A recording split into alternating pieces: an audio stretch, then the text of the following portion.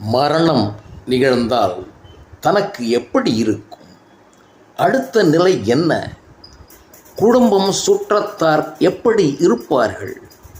நம்ம சொத்து சுகம் என்னவாகும்? கவலை. மரணம் ஒரு முறைதான். மீண்டும் உயிர் வருவது கடவுள் அருளால் மட்டுமே. அது மிக மிக கடினம்.